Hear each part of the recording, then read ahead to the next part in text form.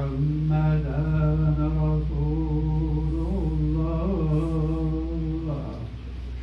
أشهد أن محمدا رسول الله حي على الصلاة حي على الصلاة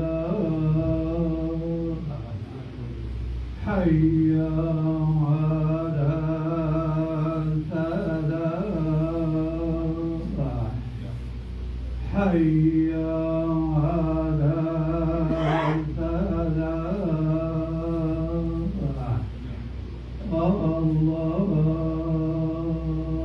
أكبر الله أكبر لا إله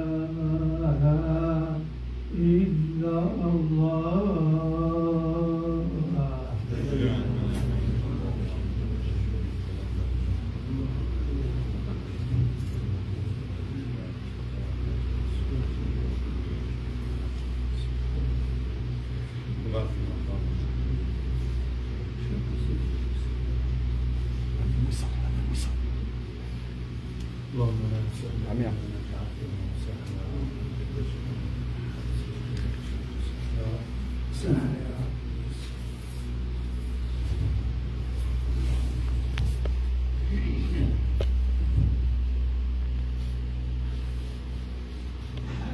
إن الحمد لله نحمده ونستعينه ونستغفره ونعوذ بالله من شرور أنفسنا وسيئات أعمالنا من يهد الله فهو المهتد ومن يضلل فلن تجد له وليا مرشدا ونشهد أن لا إله إلا الله وحده لا شريك له له الملك وله الحمد يحيي ويميت وهو حي لا يموت وهو على كل شيء قدير ونشهد أن محمدا عبده ورسوله وصفيه من خلقه أدى الأمانة وبلغ الرسالة ونصح الأمة وكشف الغمة ومحى الظلمة وجاهد في الله حق جهاده حتى أتاه اليقين ونحن على ذلك من الشاهدين فصل اللهم وسلم وبارك على هذا النبي الكريم وعلى آله الطيبين وعلى صحابته الغر الميامين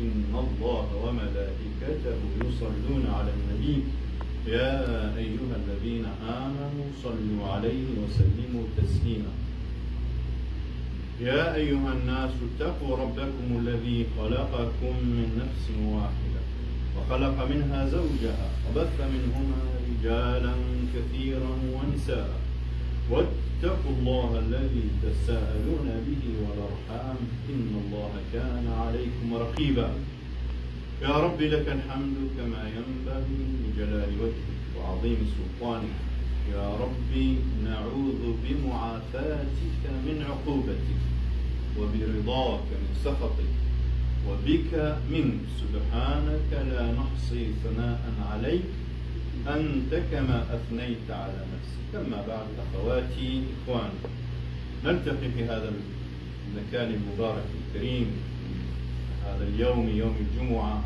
العظيم في هذه العشر المباركات التي ليس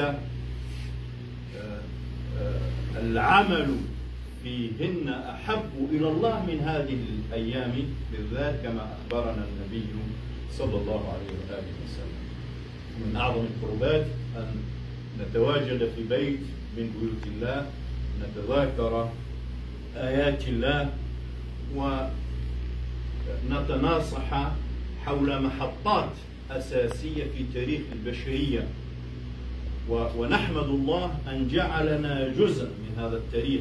نحن امتداد لسيدنا إبراهيم سيدنا محمد صلى الله عليه وسلم ونحن جزءا من دعوته واجعل لي لسان صدق في الآخرين سيدنا إبراهيم في القرآن الكريم.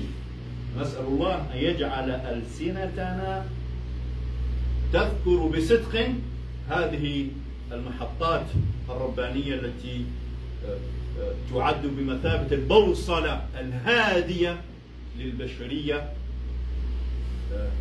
العاصمة لها من الضلال والانحراف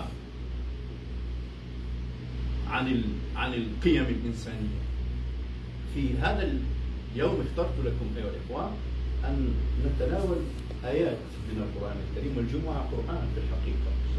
شيخي رحمة الله عليه تتلمذت على يديه لمدة 7 سنوات، سألنا في يوم من الأيام سؤالا، أخبروني، نوع من التحدي حتى يعلمنا في الحقيقة، شيخ محمد الغزالي رحمه الله. فقال أخبروني لماذا الصحابة وأتباع الصحابة وأتباع أتباعهم ذكروا وأحصوا كل ما يتعلق بالنبي عليه الصلاة والسلام، حتى عدد الشعرات البيضاء في لحيته، حتى صدري ومنكبيه، كل شيء. يعني لو نعطي مواصفات هذا شمائل الترمذي أو الشفاء للقاضي عياض، كتابين نعطيهم من بورتريتيست الآن، نعطيه الواحد يصور لك النبي عليه الصلاة والسلام بدقة متناهية، حتى النظرات، حتى البسمة، حتى فكيف هؤلاء الناس العظماء أحصوا كل شيء عن النبي صلى الله عليه وسلم إلا الجمعات. عندنا جمعات عن النبي صلى الله عليه وسلم، ما عندناش خطب الجمعة، يعني إلا خطب الحجة الوداع في خطبة الطواف وخطبة منى وعدة خطب، لكن خطب الجمعة ما عندنا. وقلنا شيخنا رحمة الله عليه أذكره ليس من باب التفاخر، لكن من بركة العلم نسبته إلى أهله، لأنه لو نذكر قسم نسبها لي هذا غرور وكذب. شيخي هو الذي قال، فأنا أنسبها له للبركة، من بركة العلم نسبته إلى أهله، يقول الصالحون. فقالنا النبي صلى الله عليه وسلم عاش في المدينة 10 سنوات. خطبة الجمعة كانت في بداية المدينة، نحسبه حساب بسيط، عندنا 52 جمعة في العام، في 10 سنين 520 جمعة، يعني 520 خطبة، ولا لا رياضيا ندير سمارت فون تاعك عملية بسيطة. 520 خطبة لم نجد منها شيئا. هل هذا التقصير من الصحابة ومن أتباع الصحابة الذين أحصوا عدد الشعرات البيض؟ أهل الحديث يقولوا في المنظومة، واحد من أهل الحديث، أهل الحديث هم أصحاب الرسول وإن لم يصحبوا نفسه، يعني ذاته جسمه، أنفاسه صحبوا، كانوا يحصون عليه الأنفاس، لكن لم يذكروا الجمعات. هل هو تقصير منهم؟ لا وكلا أبدا، لا يجوز أن نتصور بأنهم قصروا في تخليد وكتابة جمعات النبي عليه الصلاة والسلام. فيجيبنا شيخنا، وأعطيكم إجابته، قال رحمة الله عليه: لأن النبي صلى الله عليه وسلم في الجمعة لم يكن يقول سوى القرآن، والقرآن كان محفوظ، لم يكونوا يحتاجون إلى إعادة كتابته، كان محفوظا في الصدور والقلوب والضمائر، فكان يختار موضوع ويختار فقرات، وكان الناس أهل المدينة أهل لغة وأهل بيان، يفهمون كان، فلم يكونوا يحتاجون إلى تفسير حتى يكتبه الناسخون المؤلفون. فلذلك عندما نختار القرآن الكريم أيها الأخوة، فنحن نحاول أن نكون على سنة النبي عليه الصلاة والسلام. باختصار شديد لأن الوقت ضيق جدا، اخترت لكم هذه الفقرة. قال: أتعبدون ما تنحتون، من سورة الصافات. قال: أتعبدون، سيدنا إبراهيم يقول لقومه، قال: أتعبدون ما تنحتون والله خلقكم وما تعملون. قالوا ابنوا له بنيانا وألقوه في الجحيم فأرادوا به كيدا فجعلناهم الأسفلين. قال بعدها: قال إني ذاهب إلى ربي سيهدين ربي هب لي من الصالحين. بداية قصة سيدنا إبراهيم وهو يدعو إلى الله سبحانه وتعالى، وهو يدافع عن توحيد الله، مر بمرحلة كاد أن يفقد فيها حياته. المشكلة مش في فقدان الحياة، الإنسان المجاهد الداعي إلى الله سبحانه وتعالى هو أضحية، هو في سبيل الله تعالى، لكن بموته كادت الفكرة والدعوة تموت بموته، لأنه كان وحده. فألقوه في الجحيم، داروا غازية نوتو دافي، وأرادوا أن يتخلصوا منه أبدا. لكن الله تعالى جعل هذه النار بردا وسلاما كما ذكر في آيات أخرى كثيرة، وأخرجه سالما غانما من جهنم هذه تاع الدنيا. فخاف سيدنا إبراهيم ليس على نفسه إنما على الدعوة من يحملها، فدعا رب العالمين أن يرزقه من يحمل المشعل إذا ذهب وتوفي وتقبله الله تعالى في الصالحين والشهداء. ربي هب لي من الصالحين. شوفوا الصلة بين الآيات، الآيات نتاع القرآن ما هيش مكتسة بعضها فوق بعض، كاين خيط عقد يربط ألفاظها ومعاني. قال ربي إني ذاهب إلى ربي سيهدين، ربي هب لي من الصالحين، فبشرناه بغلام حليم. فلما بلغ معه السعي، فيها وقت لا يكفي لكن نقول كلمتين حول هذه الجملة البسيطة. فلما بلغ معه السعي قال يا بني إني أرى في المنام أني أذبحك فانظر ماذا ترى. فلما بلغ معه السعي، الإنسان ماهوش برك يقول أنا نربي في الأولاد. تربية الأولاد تحتاج إلى معاشرة، لا تحتاج فقط إلى إعطاء توصيات افعل لا تفعل هذا حرام هذا حلال. تحتاج إلى معاشرة حتى يشرب الطفل الابن أو الابنة من سمت الأب، من كيفية تفكيره، من كل الظروف التي يمر بها غضبا ورضا، يعني في كل الحالات، حتى يستفيد من المبدأ ومن طريقة وكيفية تجسيد المبدأ. إذا لاحظتوا في الآية التي ذكرتها قبل قليل في سورة البقرة، ربنا وابعث فيهم رسولا منهم يتلو عليهم آياتك ويعلمهم الكتاب والحكمة. مسألتان مختلفتان. مبادئ الكتاب عظيمة لكن تحتاج إلى الحكمة، طريقة تحويل المبادئ إلى برامج عملية، وهي تحتاج إلى قدوات، إلى أمثلة حية يراها الطفل حتى ينسج على منوال، حتى يقتدي بها.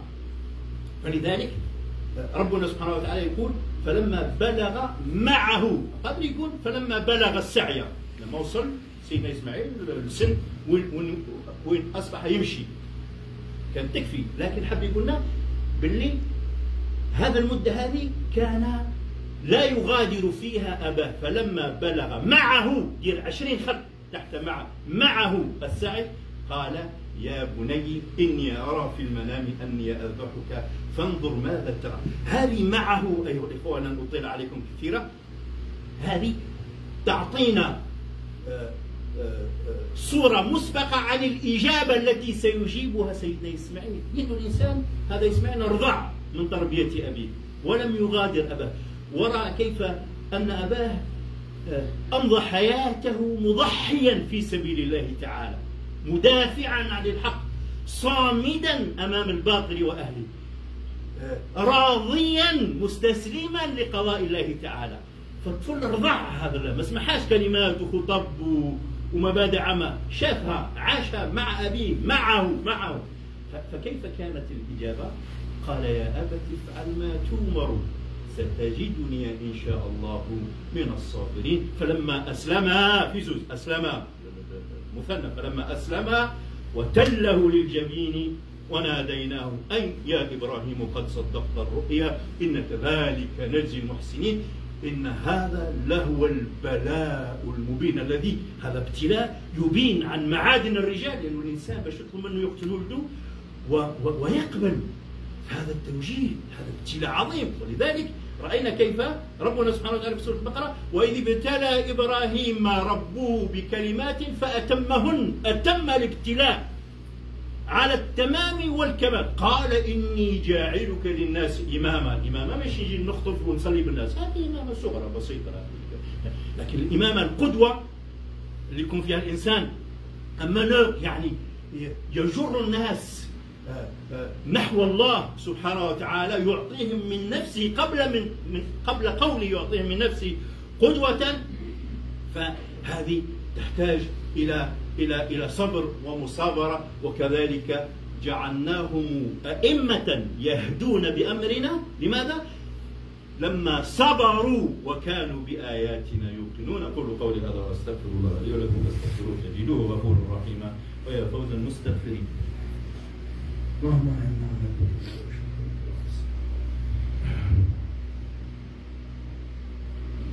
الحمد لله وكفى وصلى اللهم وسلم وبارك على سيدنا محمد المصطفى.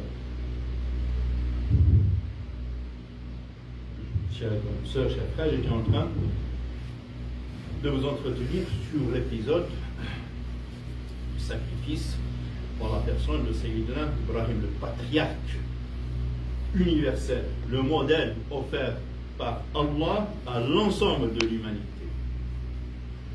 Et ce modèle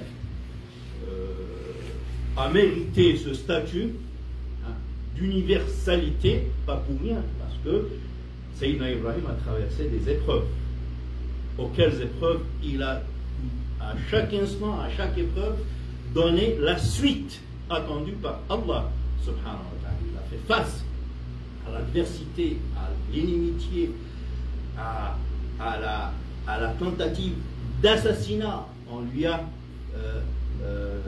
installé un bûcher, un auto-da-fé pour l'incinérer vif et pour en découdre et se débarrasser une fois pour toutes de ce paria, de cette personne non grata, comme on dit, de ce réfractaire à la bien-pensance, à la manière de penser et d'être de la classe dominante. Sayyidina Ibrahim a toujours fait face. Il s'est inscrit dans la résilience et dans la résistance à cette unanimité autour de l'battle. L'unanimité n'a jamais été un gage de vérité. La vérité, on ne la mesure pas au nombre de personnes. La vérité, elle a d'autres critères pour la mettre en évidence, pour l'évaluer, pour la tester. Et Sayyidina Ibrahim, il était seul. Inna Ibrahim kana ummatan qanitan lillah. Lui seul, il contrebalançait l'ensemble de l'humanité qui était loin d'Allah subhanahu wa ta'ala. Et jamais il n'a douté. Au contraire, il a toujours mis le doute dans la tête de ces polythéistes, de ces idolâtres.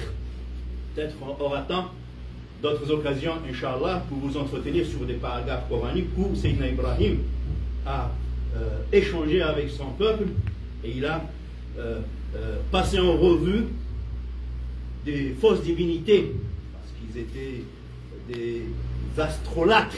Il adorait les astres. Et comment? Il a procédé par élimination.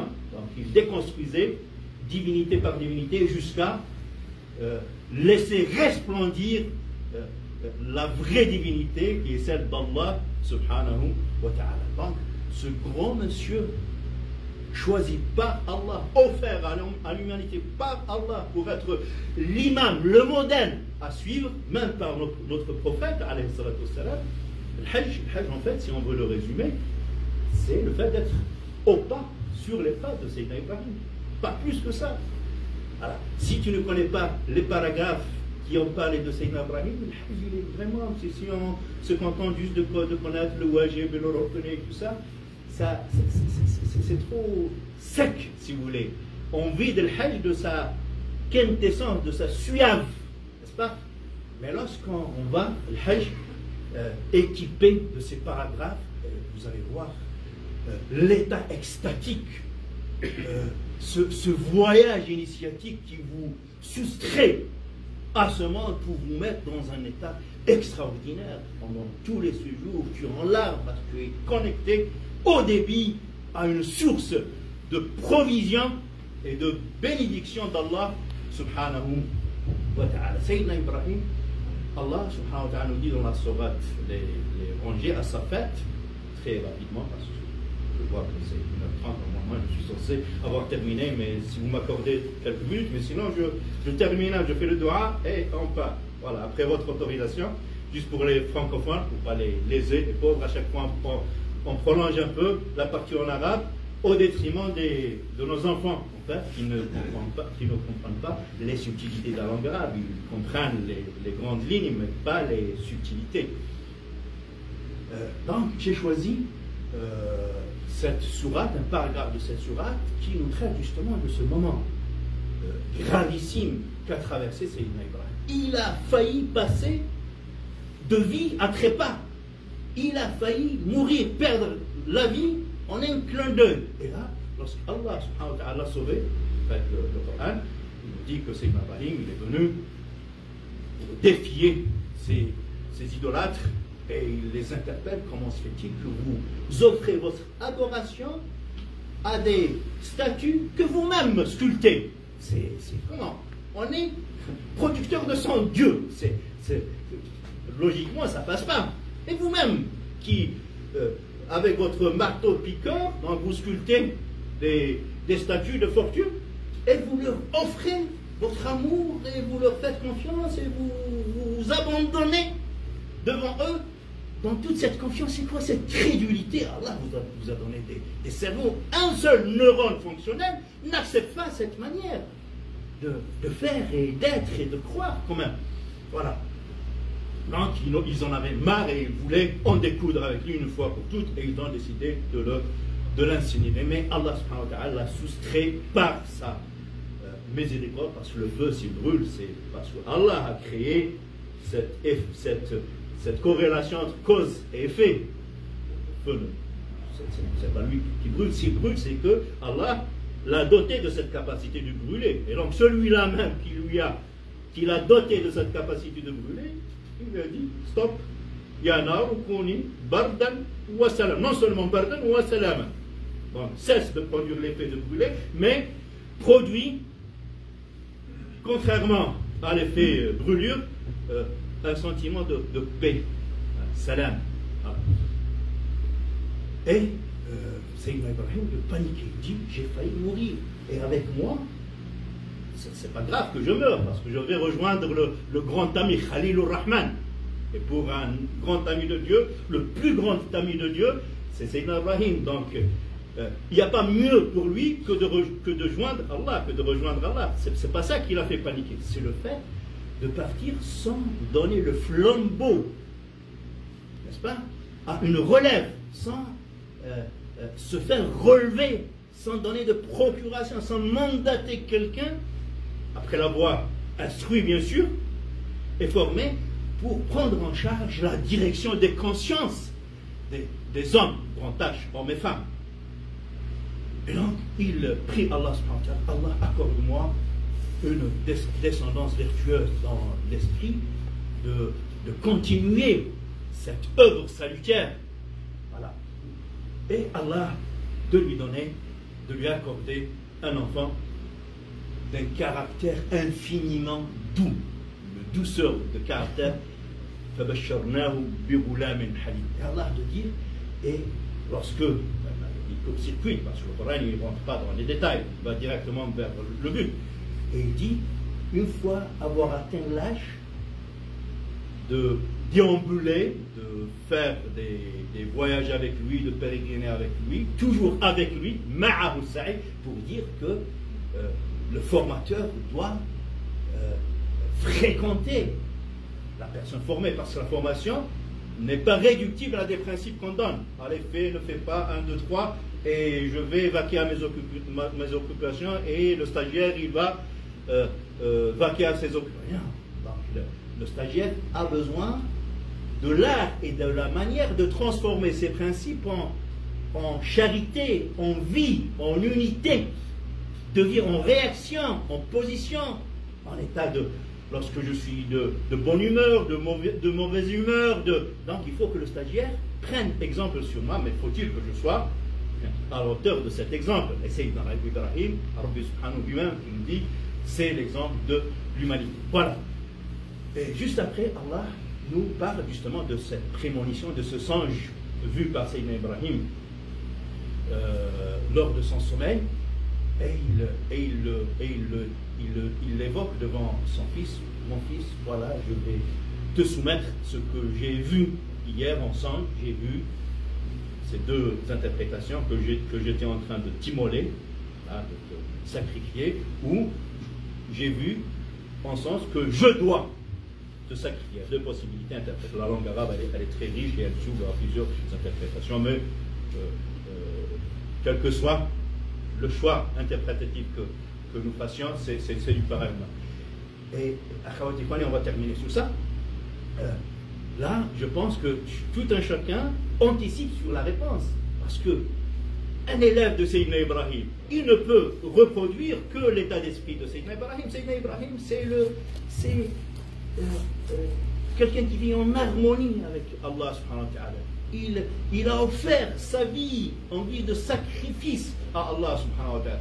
Il s'est abandonné confiamment à Allah. Et cet état d'esprit, il a transféré, n'est-ce pas, dans le cœur de son fils. Donc quand tu lui dis que Allah me demande à moi de te sacrifier, ben il savait la réponse à l'avance, n'est-ce pas, de son fils, parce qu'il a été formé, élevé dans le même bain et selon les mêmes principes. Ça nous donne aussi, je ne l'ai pas dit en arabe, mais peut-être une autre fois on le creuse davantage, et surtout dans ce contexte occidental.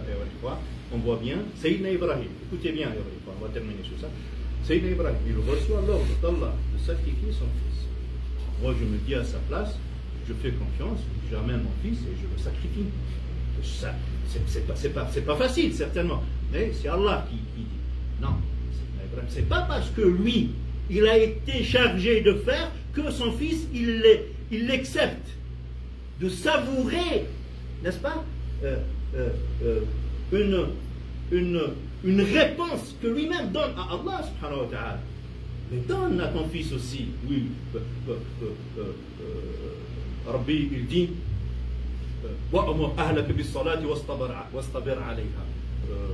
enjoins à ta famille d'observer la prière, et toi-même sois-y assidu.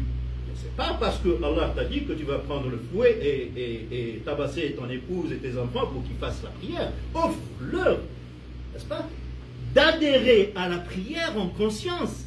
Donc il va, s'il prend la prière par le biais du fouet, de la pression ou de tra, donc la prière en fait, elle n'est pas dédiée à Allah, elle t'est offerte à toi-même. Donc c'est toi le substitut de Dieu, astaghfirullah, n'est-ce pas? Donc faisons en sorte que les injonctions d'Allah subhanahu wa ta'ala, les directives d'Allah subhanahu wa ta'ala soient suivies par nos enfants en conscience de cause.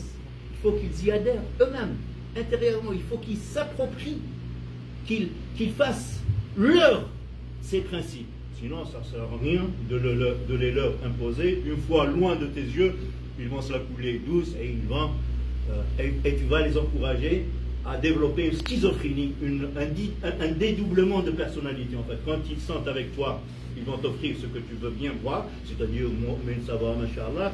Et quand ils sont avec leurs copains, leurs copines, leurs potes, voilà, ils vont faire comme les autres, parce que toi, tu t'es contenté de dire comment faire et tu n'as pas fait ce travail d'assimilation, de faire en sorte que ces principes soient digérés, assimilés, appropriés par l'enfant. Voilà. Ya abati fa'al ma tu'mar, papouné. Abati, c'est vraiment, c'est papouné. Papouné, c'est le diminutif pour dorloter son papa. Au moment où son papa voulait le sacrifier, subhanallah. Mais il n'a pas perdu c'est pourquoi Allah il dit, et nous lui avons annoncé un enfant d'un caractère infiniment doux. Donc là, ça se voit, n'est-ce pas?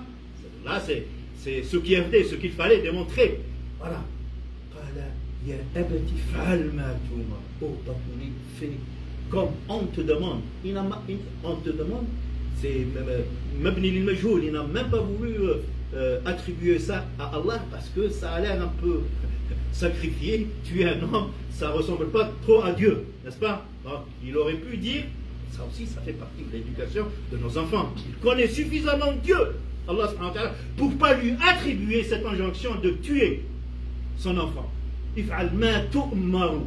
Fais ce qu'on te demande et tu me trouveras, pas grâce à moi, par la grâce d'Allah. C'est Tajidunia, Inch'Allah. Mais subhanallah, uqsim billah, si on reste des heures à fouiner, à analyser, à faire le forage de ces strates, et on n'aura pas suffisamment de temps. C'est pourquoi que je vais être obligé de boucler et de m'arrêter en si bon chemin et vous laisser sur votre soif, sous réserve de revenir, Inch'Allah, sur cet épisode une autre fois, Inch'Allah. J'implore votre tolérance parce que j'ai empiété largement sur le temps qui m'est imparti. Nas'alullah subhanahu wa ta'ala tawfiq as-sadad. نسأله تعالى أن يعلمنا ما ينفعنا وأن ينفعنا بما علمنا وأن يزيدنا علما. اللهم إنا نعوذ بك من العجز ومن الكسل، نعوذ بك اللهم من الجبن ومن البخل، نعوذ بك اللهم من غلبة الدين وقهر الرجال، نعوذ بك اللهم من الجهل ومن الوهم ومن الخرف ومن الفند ومن أن نرد إلى أرذل العمر. نسألك اللهم موجبات رحمتك وعزائم مغفرتك والغنيمة من كل بر والسلامة من كل إثم. نسألك اللهم في هذا اليوم الكريم المبارك العظيم يوم الجمعة في هذه العشر المباركات قبيل العيد قبيل يوم الزينة أن لا تدع لنا ذنبا إلا غفرته ولا هما إلا فرجته ولا ميتا إلا رحمته ولا مريضا إلا شفيته ولا وباء مستفحلا إلا رفعته برحمتك يا أرحم الراحمين ولا أسيرا سجينا مظلوما إلا فككت أسره وأطلقت سراحه ولا مدينا معسرا إلا سددت عنه دينه وأغنيته بفضلك عمن سواك وكفيته بحلالك عن حرام ولا حاجة هي لك رضا ولنا فيها صلاح وفلاح في الدنيا والآخرة إلا قضيتها ويسرتها ورضيتها برحمتك يا أرحم الراحمين. ربنا هب لنا من أزواجنا وذرياتنا قرة أعين